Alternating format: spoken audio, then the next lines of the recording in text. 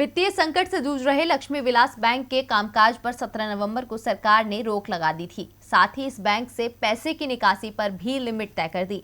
लेकिन अब केंद्रीय कैबिनेट ने लक्ष्मी विलास बैंक के डीबीएस बैंक इंडिया लिमिटेड में विलय के प्रस्ताव पर मुहर लगा दी है। और क्या रहा बैठक में खास, आइए बताते हैं इस रिपोर्ट में।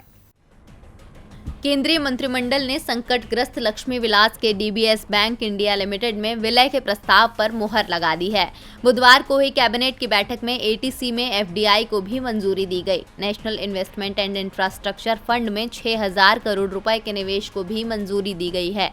केंद्रीय मंत्री प्रकाश जावड़ेकर ने एक प्रेस कॉन्फ्रेंस में कैबिनेट के निर्णयों की जानकारी दी। रिजर्व बैंक ने भी लक्ष्मी विलास बैंक के डीबीएस बैंक में विलय पर सहमति जताई है।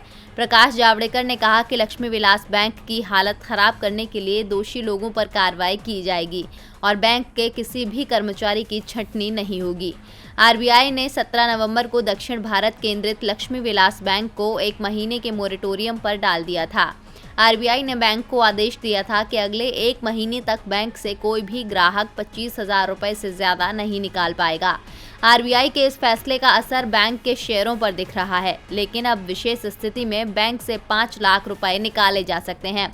इलाज, शादी, शिक्षा और अन्य जरूरी कामों के लिए ये रकम निकाली जा सकती है, लेकिन इसके लिए ग्राहकों को सबूत भी देना होगा। इसके साथ ही एटीसी टेलीकॉम इंफ्रा में 2,480 करोड़ के प्रत्यक्ष विदेशी निवेश यानी एफडीआई को भी आज कैबिनेट ने मंजूरी दे दी है।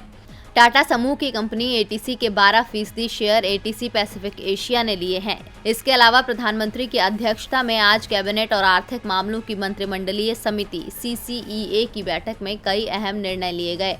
पूंजी जुटाने के लिए अपडेट मार्केट का फायदा उठाया जाएगा। इसी के तहत national investment and infrastructure fund की स्थापना की गई थी, जिसमें 6,000 करोड़ रुपए का निवेश किया जाएगा। ये निवेश अगले 2 साल में होगा। इससे इंफ्रास्ट्रक्चर विकास के लिए बॉन्ड मार्केट के द्वारा 1 लाख करोड़ रुपए से ज्यादा रकम जुटाई जा सकेगी।